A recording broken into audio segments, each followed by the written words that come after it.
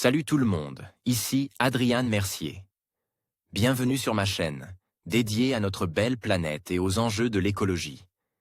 Si vous voulez en apprendre plus sur comment protéger notre environnement et adopter des gestes éco-responsables, pensez à vous abonner pour rester informé.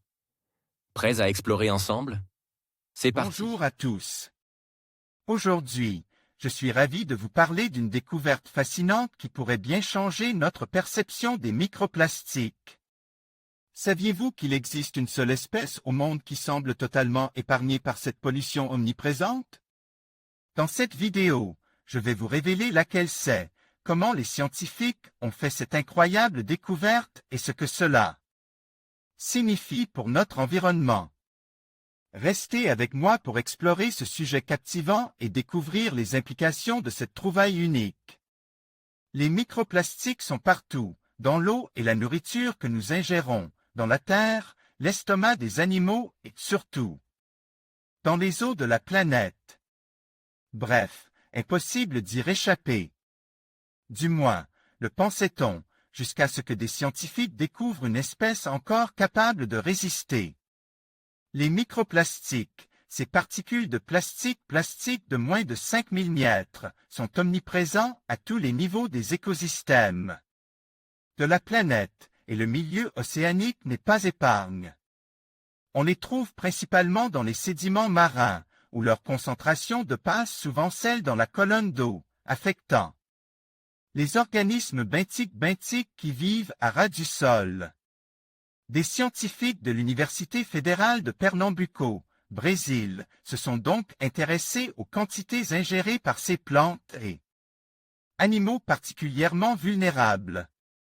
Partez à la rencontre du tardigrade dans cet épisode de Bêtes de science. Futura pour ce faire, ils ont incubé des échantillons de sédiments marins dans des microcosmes avec différentes concentrations de microplastiques allant de 103 à 107 particules ml pendant 9 jours, puis ont ensuite analysé ingestion de microplastiques par la méofaune à l'aide de microscopes épifluorescents. Résultat, si les copépodes et acariens présentaient les taux d'ingestion les plus élevés, avec respectivement 15,6 et 16,4 particules en moyenne par individu, une espèce n'a, elle, ingéré aucun microplastique. Le tardigrade, champion du monde de survie en milieu extrême. Sans grande surprise, quoique. Cette exception à la règle n'est autre que le tardigrade, révèlent les chercheurs dans la revue PRJ Life and Environment. Connus pour leur grande résistance aux radiations, à la déshydratation, elle asphyxie, la déshydratation, la congélation et autres supplices mortels pour le commun des organismes vivants, ce que l'on surnomme les oursons d'eau ne présentait qu'une contamination externe, au niveau de leurs appendices locomoteurs et ce, même aux concentrations les plus élevées.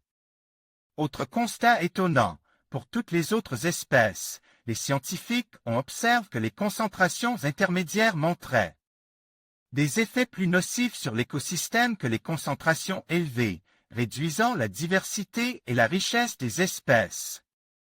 Autant de surprises qui soulignent la nécessité d'approfondir la recherche sur les effets à long terme des microplastiques sur les écosystèmes marins et les mécanismes de résistance du tardigrade. Des perspectives passionnantes qui pourraient ouvrir la voie à de nouvelles découvertes sur la tolérance des espèces aux polluants. En conclusion, cette découverte fascinante nous rappelle l'importance de la préservation de notre environnement. La seule espèce au monde à ne pas être contaminée par les microplastiques offre un espoir et souligne la nécessité d'agir pour protéger notre planète. En prenant conscience de l'impact des plastiques sur la biodiversité, nous pouvons tous contribuer à un avenir plus sain. Continuons à explorer et à protéger notre monde naturel pour les générations futures. Merci de nous avoir suivis dans cette exploration scientifique.